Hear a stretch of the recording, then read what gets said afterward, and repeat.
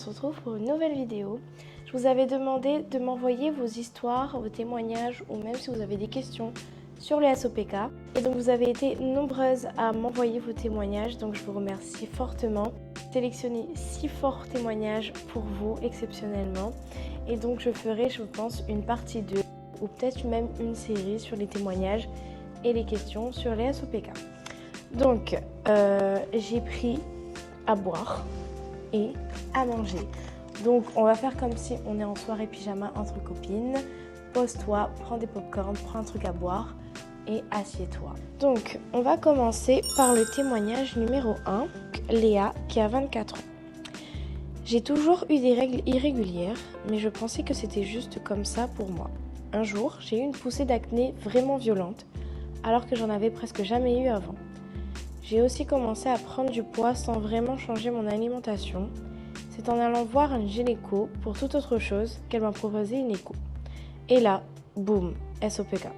Franchement, je ne savais même pas ce que c'était. Je me suis sentie un peu paumée au début, mais aujourd'hui, je gère mieux grâce à un suivi médical et quelques changements dans mon alimentation. Alors, je te remercie Léa pour ton témoignage. C'est vrai qu'au début, lorsqu'on a des règles irrégulières, c'est vrai que c'est pas un symptôme alarmant.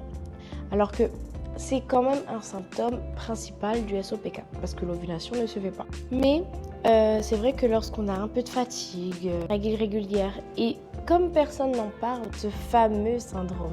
Donc, on ne sait pas, on n'est pas renseigné sur ce syndrome, on ne sait rien. Avant d'avoir été diagnostiquée, la plupart des femmes ne savent pas ce qu'est le SOPK.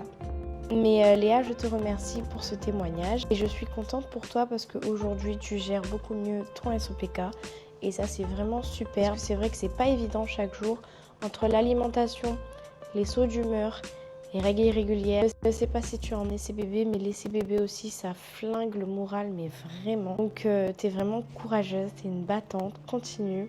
Et je te fais des bisous ma belle. Merci pour tout.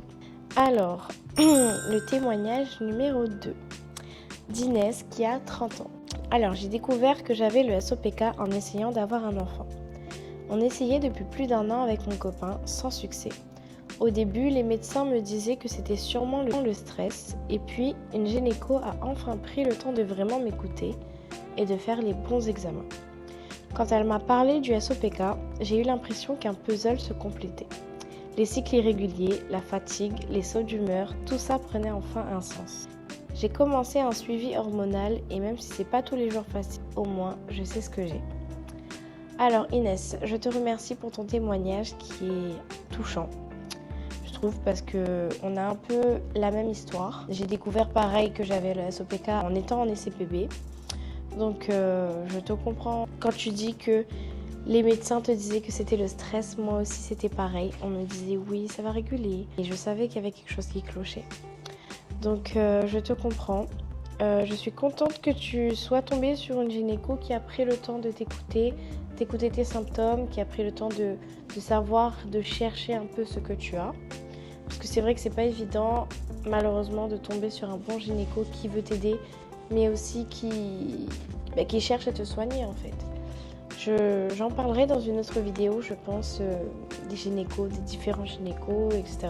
Tu l'as pas mis, mais j'espère que ton essai bébé s'est bien conclu, que maintenant tu as un petit bout de chou, ou si tu l'as pas encore eu, j'espère vraiment de tout cœur que tu l'auras très bientôt. Le témoignage numéro 3 de Sarah qui a 20 ans. Alors, bonjour, c'est Sarah. Quand j'ai découvert que j'avais le SOPK, c'est ma pilosité qui m'a mis la puce à l'oreille. J'avais beaucoup de poils au menton, sur le ventre, alors que dans ma famille, les femmes ne sont pas du tout poilues. J'ai commencé à complexer grave. Un jour, je suis tombée sur une vidéo Insta qui parlait du SOPK et c'était comme si la fille racontait ma vie. Je suis allée voir mon médecin, puis une endocrinologue et le diagnostic est tombé. Au final, ça m'a soulagée de mettre un nom sur ce que je vivais, même si le parcours est long. Maintenant, je fais beaucoup plus attention à mon corps et à mes signaux. Merci Sarah pour ton témoignage. La pilosité, malheureusement, vu que c'est un sujet un peu tabou, on va dire, que les femmes et les poils, waouh, les gens s'affolent. Alors que pas du tout. Les SOPK et les poils, c'est on va dire, une grande histoire d'amour qui nous pose problème parce que c'est un amour toxique Moi par exemple, j'ai un poil ici, un poil dur, c'est un grand poil tout noir qui se voit vraiment tout le temps. Genre, je vais faire une photo, on va voir le poil sur ma peau. Mais c'est vrai que c'est l'un des symptômes principaux du SOPK. Tu peux avoir un peu de barbe qui va pousser. Donc je suis très contente que tu puisses être soulagée. J'espère que tu ne complexes plus parce que c'est quelque chose qui fait partie de toi maintenant, le SOPK. Et la pilosité va avec le SOPK. Et maintenant, on a des technologies qui peuvent nous aider à combattre cela. Donc j'espère que vraiment de tout cœur que tu ne complexes plus parce que tu es incroyable. Merci Sarah, je te fais des bisous. On va sur l'histoire numéro 4. C'est Alexia qui nous parle de comment elle a appris son SOPK. Du coup, j'ai appris que j'avais le SOPK en 2021 ou 2022. Je crois que j'avais des retards de règles assez impressionnants, mais j'avais jamais fait attention, car avant j'avais des règles hyper régulières et dans mon ancienne relation, j'étais déjà tombée enceinte. Malheureusement, la grossesse n'a pas évolué, plus que le soi-disant papa était hyper violent. Du coup, fausse couche, je précise que c'était en 2019. Suite à ça, j'ai commencé à voir que mes règles étaient devenues irrégulières, mais j'ai pas fait attention. J'étais redevenue célibataire, donc ça ne m'a pas dérangée forcément. Après tous ces dramas, j'ai rencontré mon copain en 2021. On a essayé d'avoir un bébé, mais pas de bol. Ne fonctionnait pas, du coup je suis partie voir mon médecin qui m'a conseillé d'aller voir un gynécologue. J'ai ensuite pris rendez-vous. Il m'a juste fait une écho et m'a dit « Je pense que vous avez le SOPK ». Mais il faut faire des analyses plus complémentaires. J'ai pas voulu faire d'autres tests car je savais que la réponse était celle que l'on m'avait déjà diagnostiquée pour de l'écho. Mais on s'est pas découragé puisqu'en 2022, j'apprends que je suis enceinte, super heureuse et épanouie avec mon chéri, ma famille et ma belle famille. Et là, tout s'effondre. Malheureusement, une femme qui a le SOPK a plus de chances de faire une fausse couche. Alors, petite pause dans l'histoire, c'est vrai. Cette information est totalement vraie, mais on va rééquilibrer la balance en se rassurant et en se disant que le SOPK augmente les chances d'avoir une grossesse gémellaire. C'était pas suffisant d'avoir le SOPK et du coup j'ai perdu mon deuxième bébé à 2 mois de grossesse. On a réessayé mais toujours rien. J'ai décidé d'aller voir un gynécologue cette année pour nous donner un coup de pouce car je pense que mon temps d'essai toute seule ne suffit pas. J'ai fait des analyses approfondies mais j'ai bien le SOPK. Et là, ma gynécologue me conseille de faire du sport et de revenir. Je suis plus jamais retournée. J'ai trouvé un autre super gynécologue qui nous a donné un traitement pour essayer d'ovuler mieux. Il m'a prescrit Clomid, Dufaston et un autre que je ne connais plus le nom. J'ai essayé une fois, ça n'a pas fonctionné. Nous devons retourner chez le gynécologue bientôt pour recommencer le traitement qui j'espère cette fois-ci sera la bonne. Mais si ce n'est pas le cas pour nous, nous chercherons d'autres moyens pour y arriver car c'est notre rêve. À toutes ces filles SOPK, ne baissez jamais les bras, on va y arriver. Et je le dis encore, priez, ça aide tellement. Gros bisous ma chérie d'amour, je suis tellement fière de toi, que Dieu te bénisse. Alors Alexia, ma pépette, je te remercie pour ton témoignage qui est très touchant et très poignant. C'est vrai que c'est compliqué, c'est très compliqué parce que d'un coup, en fait, on a l'impression qu'on a toujours eu les SOPK, mais il attend juste un choc ou quelque chose qui se passe dans ta vie pour surgir et pour tout faire basculer. J'ai l'impression que c'est ça le SOPK. En parlant des gynécos, tu dis que du coup, elle t'a dit de faire du sport et de revenir. Les gynécos, c'est vrai qu'ils sont pas de tact, malheureusement. Ils travaillent avec les femmes. Je ne fais pas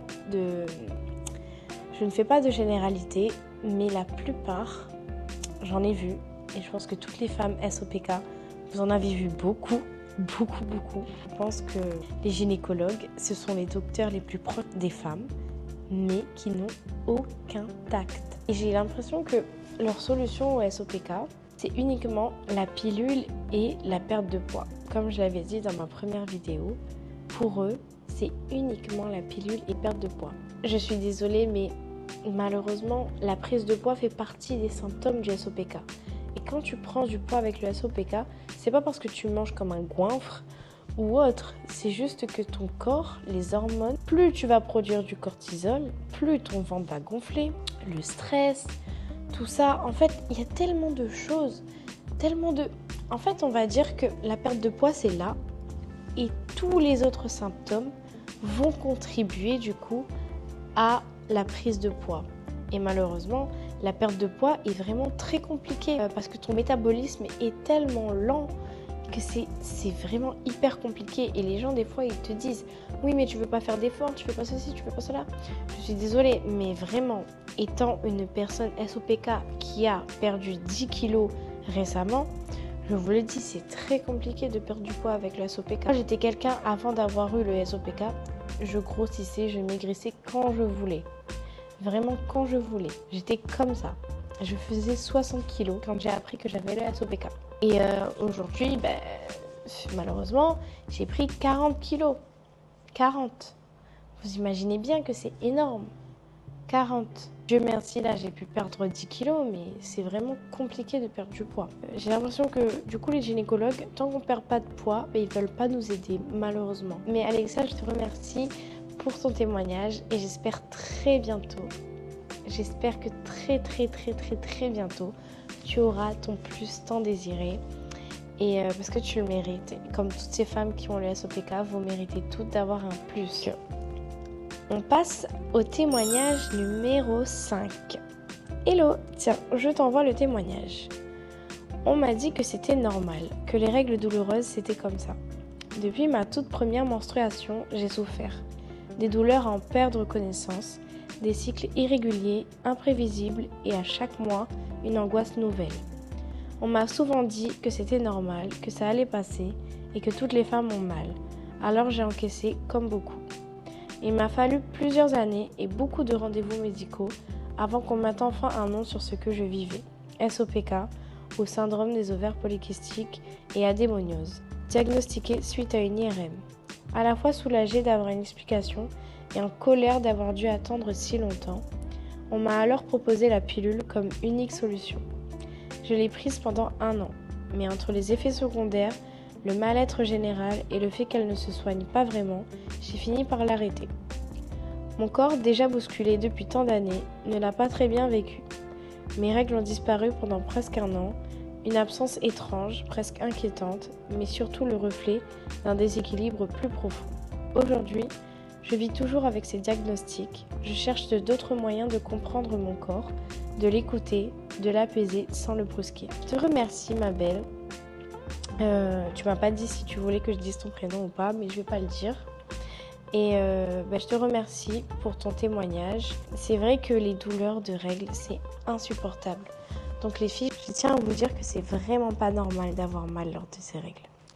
Alors les filles, sachez que si vous êtes déjà diagnostiquée ou si vous n'êtes pas diagnostiquée, avoir mal pendant ces règles, ce n'est pas normal. On a toujours voulu faire croire aux femmes qu'avoir mal pendant ces règles, c'était normal.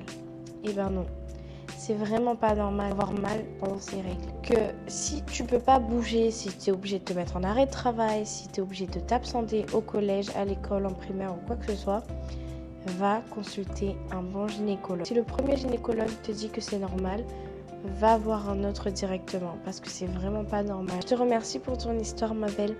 Donc on va passer au témoignage numéro 6. Alors, Julie, 27 ans. Pour moi, c'était surtout les douleurs. Des douleurs de règles ultra violentes, des cycles de 50 jours et entre deux, un moral complètement en vrac. J'en pouvais plus, je me disais que j'étais juste hypersensible ou hystérique. J'ai fini par insister auprès de ma généraliste qui m'a envoyé faire une échographie pelvienne. Résultat, ovaire polycystique. J'ai pleuré en sortant, pas parce que j'étais triste, mais parce que je me suis sentie prise au sérieux pour la première fois. Depuis, je suis suivie par une naturopathe et une gynéco et j'apprends à écouter mon corps. Merci Julie pour ton témoignage qui est touchant. Et la partie où tu dis que tu as pleuré en sortant, mais pas de tristesse, juste parce que tu te sentais comprise, j'ai l'impression que c'est l'histoire des femmes. Vraiment. On va consulter pour quelque chose. Au final, le gynéco nous le détourne de façon à ce que, pour nous, ça devienne normal. Alors que pas du tout. Tu as le droit d'avoir mal, tu as le droit de te sentir mal, tu as le droit d'être triste, tu as le droit d'hésiter, tu as le droit de faire ce que tu veux, ma belle. Vraiment. Tu as même le droit d'être en essai bébé à 20 ans. Rien ne t'empêche de vouloir un enfant à 20 ans. Vraiment, parce que je sais qu'il y a des gens, il y a des humains sur cette terre qui, lorsque tu leur dis que tu es en essai bébé depuis tant d'années et que tu as tel âge, ils vont te sortir « Mais t'es jeune, non? Tu as encore le temps ?» Eh ben non. Quand on a l'USOPK, on ne sait pas quand est-ce qu'on aura un bébé un jour. Donc laissez-nous commencer nos essais bébés très tôt. On s'en fiche, au moins on sait que même si ça prend 10 ans, au moins on sait qu'à 30 ans on aura notre bébé. Imaginons qu'on commence notre essai bébé à 30 ans. 30 ans et finalement l'essai bébé dure 15 ans. Donc tu vas me dire à 45 ans que tu seras encore dans les couches. Ben non. Bon après moi je juge pas. Mais juste le fait de dire à une personne qui est en essai bébé oui mais t'es trop jeune, t'as encore le temps. Eh ben non. Faut arrêter avec ces phrases. En fait vous pensez que c'est pas méchant, mais c'est énervant, c'est frustrant et insupportable de se sentir incomprise par son entourage. Parce que si on vous dit qu'on est en essai bébé, c'est qu'on a confiance en vous et qu'on espère que vous soyez content ou autre. Enfin voilà quoi. Petite pause eau. Donc j'ai un dernier témoignage pour vous. Un témoignage d'espoir, on va dire. Donc on passe au témoignage bonus d'Amélie qui a 32 ans. Alors, coucou ma belle, on m'a diagnostiqué le SOPK à 26 ans, quand j'ai arrêté la pilule. Mes règles sont devenues complètement irrégulières, parfois je passais 3 ou 4 mois sans rien. Au début, je ne m'inquiétais pas trop, jusqu'à ce qu'on décide d'avoir un bébé avec mon mari. Après 1 an d'essai infructueux, ma gynéco m'a envoyé faire des examens. C'est là qu'on a découvert le SOPK. Franchement, j'ai eu un gros coup de mou. J'avais peur de ne jamais pouvoir tomber enceinte. Mais j'ai eu la chance d'être bien entourée. J'ai été suivie par une endocrinologue. J'ai adapté mon alimentation. J'ai perdu un peu de poids. Et surtout, j'ai appris à mieux connaître mon corps. Après plusieurs mois de traitement, on m'a proposé une stimulation ovarienne. Et quelques cycles plus tard, surprise, j'ai eu un test positif. J'y croyais pas. J'ai passé des heures devant. J'ai passé des heures à pleurer en regardant les 2 barres. Aujourd'hui, mon petit garçon a 18 mois. Le parcours n'a pas été facile, mais je veux dire à toutes celles qui ont les SOPK, ne perdez pas espoir, c'est possible. Il faut juste s'écouter, s'entourer et surtout, ne pas se culpabiliser. Merci beaucoup Amélie pour ton témoignage. Vraiment, j'ai voulu le garder pour la fin, pour donner vraiment un message d'espoir, pour se dire que tout est possible avec le SOPK, même l'endométriose ou quoi que ce soit.